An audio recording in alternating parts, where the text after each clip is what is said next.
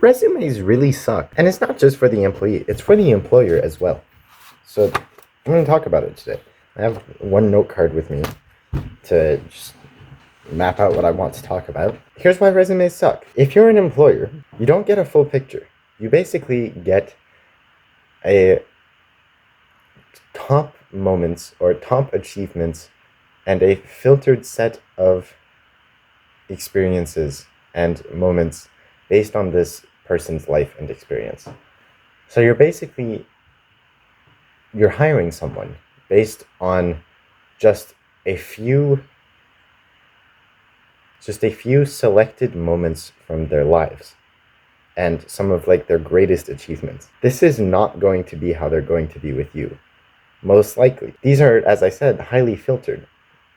These are the best moments, not the average moments, not how they behave at the worst when there's crunch time, or how they behave with other people. You have recommendations from other people, but the actual resume itself, there's not much there other than just highlights. That would be like choosing to date someone based on just a few pictures of them. For employees, you're not actually being authentic when you make a resume. And I think being authentic is one of the most important things you can do. As I said, you're highly filtering your experience. But if you don't, then we run into basically a race to the bottom where everyone would be better off if everyone were to just actually write truthfully.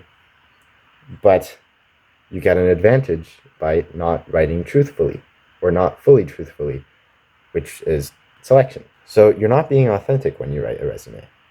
And the second thing is that you look exactly like everyone else. Everyone else has a resume. Even if you change the color of your resume to be like a red resume, they still have a huge pile of papers. You look exactly like everyone else. People applying to the same position of you probably have similar experiences, or they have similar strengths and weaknesses. So though the formatting might be different, you're still just a paper in a pile. Here's what you should do instead, and here's what I've been doing. So instead of writing a resume, you should build projects and read things that fascinate you, especially if you're young, especially at my age. You should be just following your fascination with no remorse. And while you're following your fascination, you should not be doing it alone. A great book that I read, let me go get it. Right, yes, I'm recording this in selfie mode, so this is mirrored. But Show Your Work by Austin Kleon. It's a great book, and you should read it if you have the chance. But you should not be exploring your fascination by yourself. You should be sharing it with others. You should be posting about it, making YouTube videos about it, writing on Twitter about it, making Substack posts about it. The other thing you should be doing is reaching out to other people who are also fascinated by this. If you've just read a book and it was a solidly good book, reach out to the author and have a conversation with them. People are starving for fascination and good questions. If you watch a video from someone that you are fascinated by the same thing they're exploring, reach out to them, find their email, send it to them. And I'll make a video at some point about how to find someone's email if it's not directly shown anywhere. But reach out to people. People are starving for fascination and good questions. So you can leave a really, really good impression on someone just by reaching out to them and getting on a call with them and asking good questions to them. That's how I have the job that I have now, which is literally working as a product manager. I'm developing products for Scott Scheper, which is awesome. And the way I was able to do that is by building a great relationship with Scott before even the idea of getting hired by him was in my mind. I was just curious about what he was doing, and I reached out to ask him questions.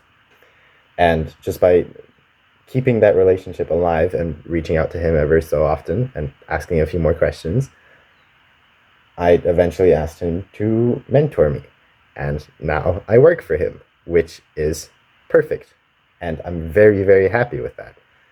But also through building projects and posting about them on Twitter, I have gotten job offers on Twitter just from people who have looked at my projects. Mostly people that I've spoken with. So I spoken to some people, and then they follow me, or I follow them, and then we keep going back and forth, and then they see some of the projects that I'm building and reach out to me to ask to hire me. I've gotten extra job offers from doing co-ops just because of the experience that I've built up building these projects and exploring fascinations. It's not through it's not through making a resume and sending it to someone. It's by exploring your fascination rigorously and sharing it with others.